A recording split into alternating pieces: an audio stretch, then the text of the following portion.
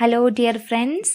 അങ്ങനെ സ്റ്റാൻലി ജോസഫിൻ്റെ വീട്ടിൽ അലീനയുടെ രാത്രിയാണ് കേട്ടോ കാണിക്കുന്നത്. അലീന ശരിക്കും ഒറ്റപ്പെട്ടതുപോലെ ഇങ്ങനെ ഇരിക്കുകയാണ്. അപ്പം അവളിങ്ങനെ ആലോചിച്ചുകൊണ്ടിരിക്കുകയാണ് തൻ്റെ കടപ്പാട്ടൂർ വീട്ടിൽ താൻ എത്ര ഹാപ്പി ആയിരുന്നു, തൻ്റെ അനിയത്തിക്കും അനുജനും അച്ഛനും ഒപ്പം ഭയങ്കര സന്തോഷിച്ച നിമിഷങ്ങളൊക്കെ അവളിങ്ങനെ ആലോചിച്ചുകൊണ്ട് ഇങ്ങനെ ഇരിക്കുകയാണ്. ഒറ്റപ്പെട്ടു. അപ്പം ആരും അവളോട് സംസാരിക്കാനില്ല. അതിൻ്റെ ഇടയിൽ 2-3 പ്രാവശ്യം ഇങ്ങനെ ഫോർമലായിട്ട് സുഖാണല്ലോ, എന്തൊക്കെയാണ് വിശേഷം എന്നുള്ള രീതിയിൽ മാത്രം സ്റ്റാൻലി ജോസഫ് വന്ന് സംസാരിക്കേണ്ടായിട്ടാ. അല്ലാതെ വേറൊന്നും അവിടെ ആരും അവളോട് അത്ര വലിയ മിണ്ടാട്ടമൊന്നുമില്ല. അവളിങ്ങനെ ഒറ്റപ്പെട്ടിങ്ങനെ ഇരിക്കുകയാണ്. ഫോർമലായിട്ട് സംസാരിക്കാന്നില്ല അല്ലാതെ ഒരച്ഛൻ മകൾ ബന്ധത്തിൻ്റെ പുറത്ത് ആരും അങ്ങനെ അല്ല. സ്റ്റാൻലി ജോസഫ് അവളുടെ അടുത്ത് വന്ന് സംസാരിച്ചിട്ടില്ല ഇതുവരെ. ആ ഒരു വിഷമം അവൾക്ക് ഉണ്ട് കേട്ടോ. ആകെ അവളുടെ ആശ്വാസം ആ വീട്ടിൽ എന്താന്ന് പറഞ്ഞിട്ടുണ്ടെങ്കിൽ നായ്ക്കൾ അവളോട് വന്ന് സംസാരിക്കുകയാണ്. ഇടയ്ക്കിടയ്ക്ക് വന്നിട്ട് സംസാരിക്കും. അവൾ പറയുന്ന കാര്യങ്ങൾ നായ്ക്കൾക്കും, നായ്ക്കൾ പറയുന്ന കാര്യങ്ങൾ അവൾക്കും കുറച്ച് ക്ലിയർ ആവുന്നുണ്ട് എന്നുള്ളതാണ് കേട്ടോ. അങ്ങനെ പിന്നെ ഒരു 7 മണി സമയം അത്ര നേരം പിന്നെ രാത്രി ആവുന്നത് വരെയൊക്കെ പട്ടികൾ വീടിനകത്ത് കിടന്നിട്ടുണ്ടെങ്കിലും ഒരു 7 മണിയാവുമ്പോഴത്തേനും ശരിക്കും റൂമിൽ നിന്ന് എണീറ്റിട്ട് അവർ കൂട്ടിലേക്ക് പോകൽ അവിടുത്തെ ഒരു പതിവാണ് എന്ന് നമുക്ക് മനസ്സിലാവും കേട്ടോ. അപ്പോൾ ഇങ്ങനെ പിന്നെ എല്ലാ പട്ടികളും വന്നു കൂട്ടിൽ കയറി. അതിൽ ഒരു പട്ടീനെ മാത്രം ഈ പണിക്കാരനായിട്ടുള്ള ആൻ്റപ്പൻ നോക്കിയിട്ട് കാണുന്നില്ല കേട്ടോ. അപ്പോൾ വീട് നിറച്ചു ഇങ്ങനെ മൊത്തത്തിൽ അന്വേഷിച്ച് നടക്കുകയാണ്. ആ പട്ടീനെ പേര് വിളിച്ചു, കുറേ വിളിച്ചു, എന്നിട്ടൊന്നും കാണുന്നില്ല. അപ്പോൾ വേഗം ഇങ്ങനെ എന്താക്കിയെന്ന് വെച്ചിട്ടുണ്ടെങ്കിൽ അലീനയുടെ റൂമിലേക്ക് പോയി കേട്ടോ. അലീനയുടെ റൂമിൽ അവിടെ ഉണ്ടാവുമോ എന്ന് അറിയാൻ വേണ്ടിയിട്ട്, കാരണം നേരത്തെ എല്ലാ പട്ടികളും അവളുടെ റൂമിൽ നിന്ന് ഇറങ്ങി വരുന്നത് ഇങ്ങനെ കണ്ടായിരുന്നു. അപ്പോൾ പോയി നോക്കുമ്പോൾ എവിടെയും കാണുന്നില്ല കേട്ടോ. അപ്പം അലീനൻ്റെ റൂമിൽ വന്നിട്ട് ആൻ്റപ്പൻ ഇങ്ങനെ എല്ലായിടത്തും വിളിച്ച് നോക്കിയ സമയത്ത് പട്ടികളൊന്നുമില്ല, ആരെയും കാണുന്നില്ല. അപ്പോൾ പോവാൻ നോക്കിയപ്പോൾ അലീന എന്ത് ചെയ്തു എന്ന് വെച്ചിട്ടുണ്ടെങ്കിൽ അവളെ കട്ടിലിൻ്റെ താഴേക്ക് ഇങ്ങനെ ഒരു കൗതുകത്തോടെ ഇങ്ങനെ നോക്കിയപ്പോൾ ഒരാൾ മാത്രം അവിടെ പതുങ്ങിക്കിടക്കുന്നുണ്ട് കേട്ടോ. അപ്പോൾ അലീന എന്ത് ചെയ്തു വെച്ചിട്ടുണ്ടെങ്കിൽ ഈ നായനോട് ഇങ്ങോട്ട് ഇറങ്ങി വരാൻ വേണ്ടി പറഞ്ഞു. ഇറങ്ങി വന്നിട്ട് അനുസരണയോടെ ഈ പട്ടി ഇങ്ങനെ അവളെ മുമ്പിൽ നിന്നു കേട്ടോ. അപ്പോൾ ഇവളിങ്ങനെ ചോദിച്ചു, നിനക്ക് മാത്രം എന്താ പ്രത്യേകത, നീയും കൂടെ ഇറങ്ങി വരേണ്ടതല്ലേ, നിനക്ക് പ്രത്യേകിച്ച് എന്തെങ്കിലും ഉണ്ടോ ഇവിടെ എന്ന് ചോദിക്കാൻ കേട്ടോ. അപ്പോഴും ഈ നായി ഇങ്ങനെ അനുസരണയോടെ ഇങ്ങനെ അലീന ചോദിക്കുന്നതിന് ഇങ്ങനെ ഉത്തരം പറഞ്ഞിട്ട് ഇങ്ങനെ അതിൻ്റെ മുഖത്ത് നോക്കി ഇങ്ങനെ നിൽക്കുകയാണ്. അപ്പോൾ ആൻ്റപ്പൻ ഇങ്ങനെ അത്ഭുതത്തോടെ അലീനയെ നോക്കുകയാണ് കേട്ടോ. കാരണം ഇത്രയും വലിയ അൽസേഷൻ നായിന് ഒരു പേടിയുമില്ലാതെ മുൻപരിചയം എപ്പോഴൊക്കെയോ കണ്ട പരിചയമുള്ളതുപോലെ അല്ലെങ്കിൽ എപ്പോഴും കാണുന്ന പരിചയം പോലെയാണ് കേട്ടോ ഈ പട്ടികൾ പെരുമാറുന്നത്. അപ്പോൾ ഭയങ്കര അത്ഭുതത്തിൽ ഇങ്ങനെ അലീന ആൻ്റപ്പൻ നോക്കി ഇങ്ങനെ നിൽക്കുകയാണ്. അപ്പോൾ ആൻ്റപ്പൻ ഇങ്ങനെ അലീനയോട് ചോദിച്ചു, പിന്നെ കുഞ്ഞിന് പേടിയൊന്നുമില്ല, ഈ പട്ടികളെ ഇങ്ങനെ വലിയ മുൻപരിചയമുള്ളത് പോലെയാണല്ലോ, മുന്നേ ഇവിടെ വന്നിട്ടുള്ളത് പോലെയാണല്ലോ പെരുമാറ്റം, എങ്ങനെ ഈ നായ്ക്കളുമായിട്ട് ഇത്രയും പരിചയമായതെന്ന് ചോദിക്കാണ് കേട്ടോ അലീനയോട് ആൻ്റപ്പൻ. അപ്പോൾ വേഗം അലീന പറഞ്ഞു, ഇവിടുത്തെ നായ്ക്കൾ മാത്രമല്ല എല്ലാ നായ്ക്കളും എന്നോട് ഇങ്ങനെയാ, വേഗം പരിചയമാവും, ഞങ്ങൾ കൂട്ടുകാരെ പോലെയാണ് എന്ന് പറയാണ് കേട്ടോ. അപ്പം ആൻ്റപ്പൻ പറയാണ്, ഞാൻ പറയുന്നത് ഇവറ്റകൾ അനുസരിക്കും, പക്ഷെ എനിക്ക് ഇപ്പോഴും ഇവരോട് അടുക്കാൻ പേടിയാ, എപ്പോഴാ കടിക്കുന്നതെന്ന് അറിയില്ലല്ലോ, അങ്ങനെ ഒരു പേടി എനിക്കുണ്ട് എന്ന് പറഞ്ഞിട്ട് ആൻ്റപ്പൻ ആ നായിനെയും കൂട്ടിയിട്ട് പുറത്തേക്ക് പോയി കേട്ടോ. അപ്പോൾ ഇങ്ങനെ നോക്കുമ്പോൾ ചെറിയ ചെറിയ ഫുള്ള് ലൈറ്റുകൾ ഇങ്ങനെ കത്തിക്കിടക്കാണ് ആ വീട്ടിൽ. ആക്ച്വലി ആ വീട്ടിൽ അത്രയും ലൈറ്റുകൾ ആവശ്യമില്ല. അപ്പോൾ അതൊക്കെ ഇങ്ങനെ നോക്കിക്കൊണ്ട് അലീന ഇങ്ങനെ അങ്ങോട്ടും ഇങ്ങോട്ടും നടക്കുകയാണ് കേട്ടോ. അപ്പോൾ അവളിങ്ങനെ ആലോചിക്കുകയാണ്. അവളിങ്ങനെ സ്വയം പറയാണ് കേട്ടോ, ഇവിടുത്തെ 4-1 ലൈറ്റ് പോലും വേണ്ട ഈ വീടിന് മൊത്തം വെളിച്ചം കിട്ടാൻ വേണ്ടി, വെറുതെ ഇങ്ങനെ ലൈറ്റ് ഇട്ട് വെച്ച് ഇങ്ങനെ കറണ്ട് ബില്ല് ചിലവാക്കാണ്. ഈ കറണ്ട് ബില്ലുണ്ടെങ്കിൽ അല്ലെങ്കിൽ അടയ്ക്കുന്ന കറണ്ട് ബില്ലുണ്ടെങ്കിൽ ശരിക്കും ഒരു 5 അനാഥ കുഞ്ഞുങ്ങൾക്കെങ്കിലും ഭക്ഷണം കൊടുക്കാമെന്ന് ഇവളിങ്ങനെ സ്വയം ഇങ്ങനെ പിറുപിറുത്ത ലൈറ്റുകൾ നോക്കിയിട്ട് ഇങ്ങനെ ആലോചിച്ച് നിൽക്കുകയാണ് കേട്ടോ. എന്നിട്ട് അവൾ ആലോചിക്കുകയാണ്, താൻ ഇവിടെ താമസം തുടങ്ങിയിട്ടുണ്ടെങ്കിൽ ഇതിനൊക്കെ ഒരു മാറ്റം വരുത്തും, ഇവിടെ എല്ലാ കാര്യത്തിനും ഭയങ്കര ധാരാളിത്താന്ന്. അപ്പോൾ പെട്ടെന്ന് അവളുടെ അച്ഛൻ്റെ മുഖം ഇങ്ങനെ മനസ്സിലാലോചിച്ചു കേട്ടോ. എന്നിട്ട് അവൾക്ക് ഭയങ്കര പേടി തോന്നുകയാണ് സ്റ്റാൻലി ജോസഫിൻ്റെ മുഖം ഇങ്ങനെ മനസ്സിൽ കാണുമ്പോൾ. അപ്പോൾ അവളിങ്ങനെ, തൻ്റെ അച്ഛൻ ഇനി തെറ്റുപറ്റിയതാണോ, അച്ഛനെ തെറ്റുപറ്റാനൊന്നും വഴിയില്ല എന്നിങ്ങനെ ഇവൾ ആലോചിക്കുകയാണ് കേട്ടോ. അച്ഛനെ തെറ്റുപറ്റാൻ വഴിയില്ലെങ്കിലും ഇങ്ങേരെന്താ ഇങ്ങനെ മുഖം വീർപ്പിച്ച് ഇത്രയ്ക്കൊരു കനം എന്നുള്ള രീതിയിലൊക്കെ അവൾ ആലോചിക്കുകയാണേ. എന്നിട്ട് അലീന അവിടെ ഗോവണിയുണ്ട് അവിടേക്ക് വന്നിട്ട്, പിന്നെ ആൻ്റപ്പൻ നേരത്തെ കേണൽ സാബിൻ്റെ മുറിയാന്ന് പറഞ്ഞ് പരിചയപ്പെടുത്തിയിട്ടുള്ള ഒരു മുറി ഉണ്ടായിരുന്നു കേട്ടോ. എന്നിട്ട് അവൾ അങ്ങോട്ട് പോയിട്ട് അവിടെ ഇങ്ങനെ സംശയിച്ച് നിൽക്കുകയാണേ, കയറണോ വേണ്ടയോ അതോ വാതിലിൽ മുട്ടി വിളിക്കണോ എന്നുള്ള സംശയം. പിന്നെ അവളൊരു തീരുമാനത്തിലെത്തി വാതിലിൽ മുട്ടി വിളിക്കുക എന്നുള്ളത് കേട്ടോ. എന്നിട്ട് ഇവളിങ്ങനെ ആലോചിച്ചിങ്ങനെ നിൽക്കുകയാണ്. അതായത് താൻ ഇനി കഴിക്കണോ വേണ്ടയോ, അതോ ആരുടെയെങ്കിലും കൂടെയാണോ കഴിക്കേണ്ടത്, ആരെങ്കിലും വിളിക്കണോ, അങ്ങനെ എല്ലാ കാര്യത്തിലും ഭയങ്കര കൺഫ്യൂഷനാണ്. പിന്നെ രണ്ടും കൽപ്പിച്ച് ഇവൾ വാതിലിൽ പോയി മുട്ടിയിട്ടോ. അപ്പം അകത്തുനിന്ന് പറഞ്ഞു യെസ് കമ്മിൻ എന്ന് പറഞ്ഞേ. അങ്ങനെ അപ്പോഴും പിന്നെ അവിടെ റൂമിലിരിക്കുമ്പോഴും ഇടത്തും വലത്തും സ്റ്റാൻലി ജോസഫിൻ്റെ ഇടത്തും വലത്തും ഒക്കെ നായ്ക്കളുണ്ട് കേട്ടോ. പിന്നെ അതുകൂടാതെ ടീപ്പോയിന്മേൽ മദ്യക്കുപ്പി, സോഡ, മദ്യം തെറിച്ച ഗ്ലാസ്, ഐസ് ക്യൂബ്, വളരെ സമൃദ്ധമായിട്ടുള്ളൊരു മദ്യപാനാണ് കേട്ടോ അവളവിടെ കാണുന്നത്. അപ്പോൾ സ്റ്റാൻലി ഇവളെ കണ്ടപ്പോൾ വേഗം കൈ കാട്ടിയിട്ട് അകത്തേക്ക് വിളിച്ചു കേട്ടോ. എന്നിട്ട് പെട്ടെന്ന് തന്നെ ഒരു സംശയത്തോടെ, ഒരു ശങ്കയോടെ ആണെങ്കിലും അലീന അകത്തേക്ക് കയറി ചെന്നു കേട്ടോ. എന്നിട്ട് പിന്നെ അപ്പം അലീന അകത്തേക്ക് കയറിയതുപോലെ തന്നെ എന്തോ ഒരു ശങ്ക അവൾക്ക്. അപ്പം തന്നെ അവളിങ്ങനെ തിരിഞ്ഞ് നടന്നിട്ട് അവിടുത്തെ വാതിലടച്ച് തിരിഞ്ഞ് നടന്ന് അകത്തേക്ക് കയറിപ്പോയി കേട്ടോ, അവളുടെ അകത്തേക്ക്. അപ്പോൾ വേഗം സ്റ്റാൻലി അലീനനെ വിളിക്കാൻ തുടങ്ങിയെടുത്തുനിന്ന് വേഗം പിന്നെ തിരിഞ്ഞിട്ട് അവളെ റൂമിലേക്ക്, അവൾ എങ്ങോട്ടാണ് പോയതെന്നറിയാം, അവളെ റൂമിലേക്ക് പോയി കേട്ടോ. എന്നിട്ട് റൂമിലേക്ക് പോയിട്ട് ആ വാതിലിൽ മുട്ടിയിട്ട് അലീന ഇങ്ങനെ വാതിലിൽ മുട്ടുന്നതാണ്, ആരോ വാതിലിൽ മുട്ടുന്നുണ്ടെന്ന് വിളിച്ചൊരു സംശയത്തോടെ വാതിൽ തുറന്നു കേട്ടോ. അപ്പം സ്റ്റാൻലി ജോസഫ് വാതിലിൻ്റെ അപ്പുറത്ത് നിൽക്കുന്നുണ്ടായിരുന്നു. ശരിക്കും മദ്യപിച്ചിട്ട് അയാളുടെ വലിയ കണ്ണുകൾ ഇങ്ങനെ ചുവന്നിരിക്കുന്നതായിട്ട് അലീന കണ്ടു കേട്ടോ. അപ്പോൾ അലീനയോട് സ്റ്റാൻലി ജോസഫ് ചോദിച്ചു, ഞാൻ വിളിച്ചിട്ട് കേൾക്കാതെയാണോ നീ തിരിച്ചു പോകുന്നത്, അതോ കേട്ടിട്ട് നീ മിണ്ടാതിരുന്നതാണോ എന്ന് ചോദിച്ചു കേട്ടോ. അപ്പോൾ അലീന പറഞ്ഞു, അവിടെ ഇരുന്ന് മദ്യപിക്കുന്ന കണ്ടിട്ടാണ് ഞാൻ തിരിച്ചു പോന്നേ, എനിക്കിതൊന്നും കണ്ട് ശീലമില്ല, അപ്പം എനിക്ക് എന്തോ പോലെ തോന്നി, അതുകൊണ്ടാണ് ഞാൻ തിരിച്ചു പോകുന്നതെന്ന് പറഞ്ഞു കേട്ടോ. അപ്പം ഈ സ്റ്റാൻലി ജോസഫ് പറയാണ്, ഞാൻ എപ്പോഴും മദ്യപിക്കുന്ന ഒരാളാണ്, എനിക്കങ്ങനെ സമയപരിധിയൊന്നുമല്ല, ഇപ്പം ഈ വൈകുന്നേരം മദ്യപിക്കണം എന്ന് തോന്നിയാൽ ഞാനിപ്പം മദ്യപിക്കും, എൻ്റെ ആഹാരത്തിൻ്റെ ഒപ്പം ഞാൻ കഴിക്കുന്ന ഒരു സാധനമാണ് മദ്യം, അതിൻ്റെ കൂടെ തന്നെ ഞാൻ ഉപയോഗിക്കുന്നതാണെന്ന് പറയൂ കേട്ടോ. അപ്പം പിന്നെ അങ്ങനെ ഈ ഉപ്പ് പോലെ മധുരം പോലെ എനിക്ക് ആവശ്യമുള്ളൊരു സാധനമാണെന്നിങ്ങനെ മദ്യത്തെക്കുറിച്ച് വിശദീകരിച്ച് പറഞ്ഞു കൊടുക്കുകയാണേ സ്റ്റാൻലി അലീനയ്ക്ക്. അപ്പം അലീന ഒന്നും മിണ്ടാതെ വാതിലിൻ്റെ അരികെ തന്നെ നിൽക്കുകയാണ്. അപ്പം സ്റ്റാൻലി ജോസഫ് ചോദിച്ചു, നീ വീട് മുഴുവനും കണ്ടു തീർന്നോ എന്ന് ചോദിക്കാൻ കേട്ടോ. അപ്പം അലീന പതുക്കെ പറഞ്ഞു, ഞാൻ മുഴുവൻ കണ്ടു തീർന്നു എന്ന് പറയണം. അപ്പം ചോദിക്കുകയാണ്, അപ്പം സ്റ്റാൻലി ചോദിക്കുകയാണ്, ഈ വീടും പരിസരമൊക്കെ എങ്ങനെയുണ്ട്, നിനക്ക് ഇഷ്ടപ്പെട്ടോ എന്ന് ചോദിക്കുകയാണ് കേട്ടോ. അപ്പം ഇല്ല എന്ന് പറഞ്ഞിട്ട് ഇവൾ എടുത്തേ വയ്ക്കില്ല എന്ന് പറഞ്ഞപ്പോൾ സ്റ്റാൻലിക്ക് ഭയങ്കര ആശ്ചര്യമായി. അങ്ങനെ സ്റ്റാൻലി ഇവളിങ്ങനെ ആശ്ചര്യത്തോടെ നോക്കുകയാണ്.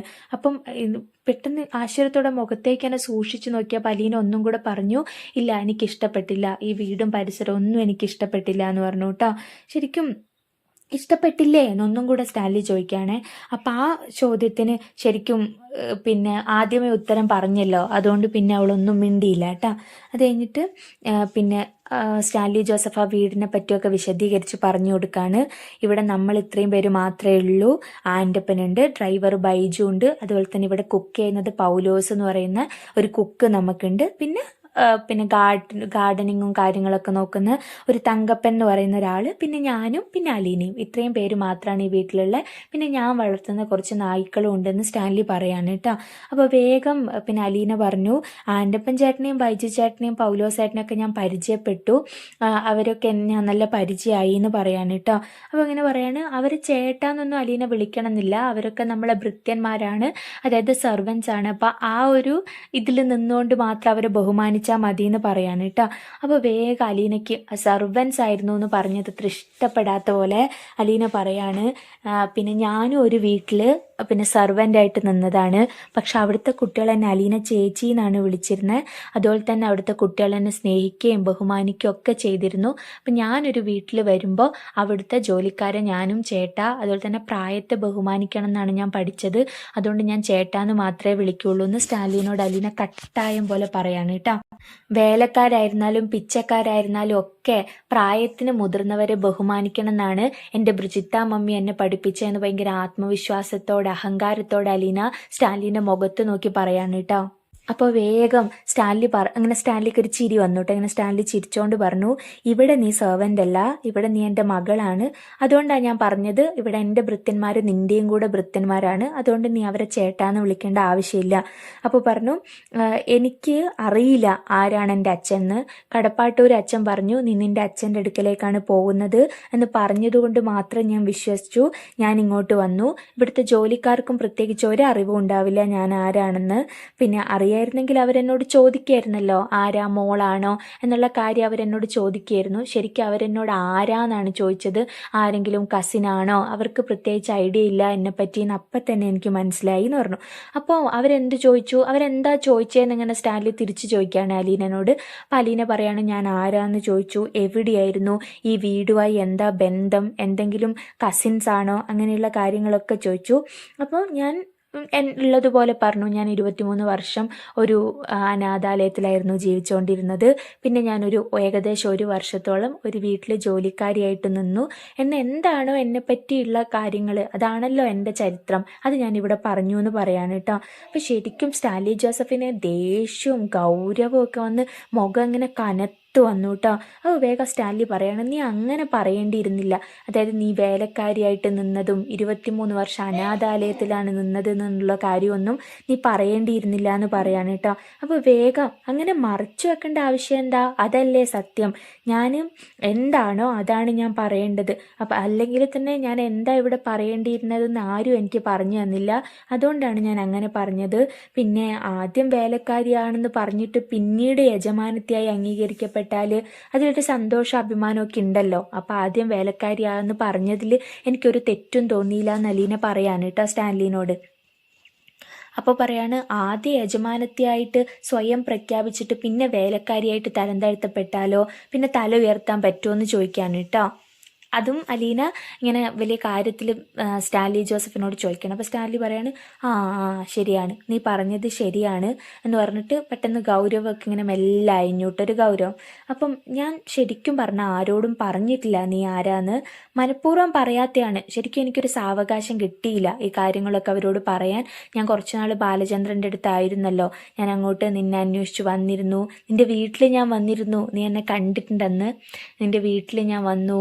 അത് കഴിഞ്ഞിട്ട് പിന്നെ ഞാൻ നിന്നെ ഒരു തുണിക്കടയിൽ വെച്ചിട്ട് കണ്ടു. അങ്ങനെ കുറേ ദിവസം അവിടെ തന്നെ ഞാൻ കടപ്പാട്ടൂരും അവിടെ ആയിട്ട് കുറച്ച് ദിവസം അങ്ങനെ കഴിഞ്ഞുപോയി. പിന്നെ ഇങ്ങോട്ട് വന്നപ്പോൾ തന്നെ അതിൻ്റെ പിറ്റേ ദിവസമായിട്ട് നീയും ഇവിടെ എത്തി. അപ്പോൾ എനിക്ക് അവരോട് പറയാനുള്ളൊരു സാവകാശം കിട്ടിയില്ല. പിന്നെ എന്നെ തന്നെ ഞാനിങ്ങനെ നീ എൻ്റെ മോളാണ്, നീ ജീവിച്ചിരിപ്പുണ്ട് എന്നുള്ള കാര്യം വിശ്വസിപ്പിച്ച് വരുന്നേ ഉള്ളൂ. അപ്പം മറ്റുള്ളവരെ വിശ്വസിപ്പിക്കാൻ അതിനേക്കാൾ എനിക്ക് എത്രയോ ഇരട്ടി സമയം വേണ്ടി വരും. പിന്നെ ഇനി ഞാൻ എന്തൊക്കെ ധർമ്മസങ്കടങ്ങളൊക്കെ സഹിക്കണോ അതിൻ്റെയൊക്കെ ഭാഗം കൂടെയാണ് ഇതൊക്കെ, ഞാൻ ഫേസ് ചെയ്യേണ്ട ഭാഗമാണ്. അതുകൊണ്ട് എനിക്കത്ര പേടിയൊന്നുമില്ല. പിന്നെ എനിവേ നീ എൻ്റെ മകളാണ്, ഞാൻ നിന്നെ അംഗീകരിച്ചു കഴിഞ്ഞു, എനിക്കതിലൊരു സംശയമില്ല എന്ന് പറയാൻ കേട്ടോ സ്റ്റാൻലി അലീനോട്.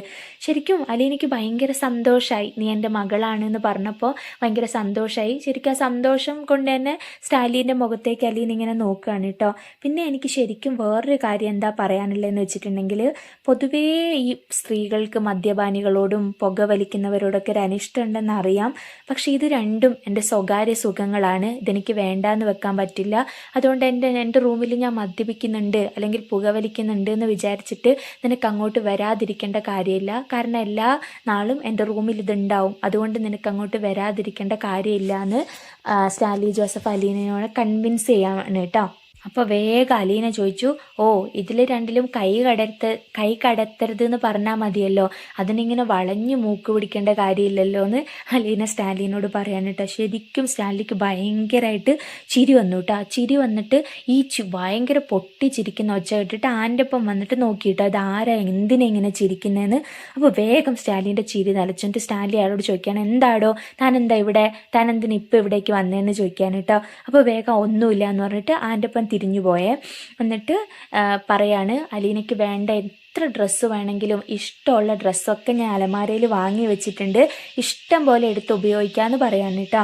അപ്പോൾ പറഞ്ഞു, ഞാൻ കണ്ടു, ശരിക്കും ഒരു 10-15 വർഷങ്ങൾ കൂടെ കഴിഞ്ഞിട്ടുണ്ടെങ്കിൽ എനിക്കതൊക്കെ ഉപയോഗിക്കാൻ പറ്റുമായിരിക്കും, അതിനകം ഞാൻ തടിച്ച് ചീർത്താൽ മാത്രം.